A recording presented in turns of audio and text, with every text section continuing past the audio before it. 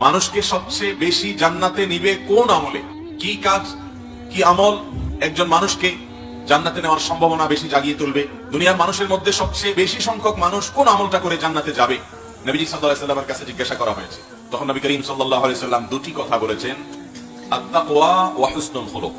দুটি বিষয়, দুটি আমল আছে, দুটি গুণ এবং যোগ্যতা আছে। এটা যদি এই দুটি যদি কেউ অর্জন করতে পারে, তাহলে তার জান্নাতে যাওয়ার সম্ভাবনা অনেক জোরালো হবে, তার জান্নাতে যাওয়ার সম্ভাবনা সবচেয়ে বেশি তৈরি হবে। এবং দুনিয়ার মানুষকে যারা জান্নাতে যাবে তাদের মধ্যে বেশিরভাগ মানুষকে জান্নাতে নিবে এই দুটি আমল। তার প্রথমটি হলো তাকওয়াল্লাহ, আল্লাহর তাকওয়া যদি কারোর অন্তরে ধারণ করতে পারে। আর দ্বিতীয়ত হলো ওয়া হুসনুল খুলুক, যদি কারোর আখলাক, কারোর চরিত্র, কারোর আচরণ, কারোর ব্যবহার যদি সুন্দর করতে পারেন।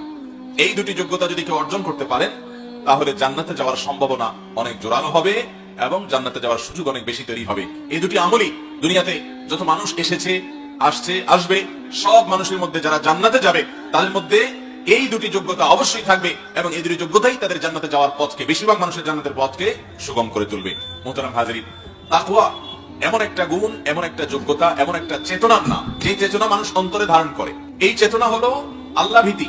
এটা হলো আল্লাহ রাব্বুল আলামিনের ভয়কে অন্তরে জাগ্রত করা। আল্লাহ রাব্বুল আলামিনের ভয়কে যদি অন্তরে জাগ্রত করা হয়, তার ফলশ্রুতিতে একজন মানুষ দুনিয়ার যে কোনো মন্দ কাজ করার আগে 10 বার ভাবে যে দুনিয়ার কোনো মানুষ দেখুক আর না দেখুক, আরশ আজিমের মালিক তো ঠিকই দেখছেন। এজন্য সে সেই কাজের ধারে কাছেও যায় না। যেই কোনো ভালো কাজ করার আগে তিনি চিন্তা করেন, আমি কেন করছি? আমি শুধু আল্লাহকে খুশি করার জন্যই করছি। জাগতিক কোনো বিশেষ উদ্দেশ্য বা লক্ষ্য, বিশেষ কোনো টার্গেট, দুনিয়ার কোনো ধান্দা তার মাথায় থাকে না। থাকলেও সে সেটাকে দূর করে দেয়, শুধুমাত্র আল্লাহর সন্তুষ্টির জন্য সে ভালো কাজটাকে করে। এই চেতনার নাম হলো তাকওয়া। তাকওয়া হলো অন্তরে থাকা একটা সুপ্ত চেতনা। আজ আমাদের আচরণগত সৌন্দর্য, এটার বড় দুর্ভিক্ষ চলছে, এটার আকাল চলছে, এটার বড় অভাব চলছে।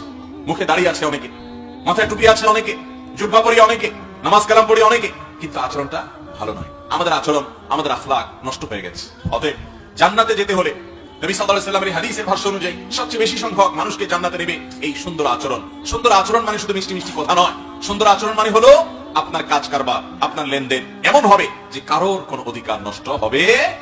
আল্লাহ তাআলা আমাদের সবাইকে সর্বোত্তম আচরণওয়ালা মুসলমান হওয়ার তৌফিক দান করুন।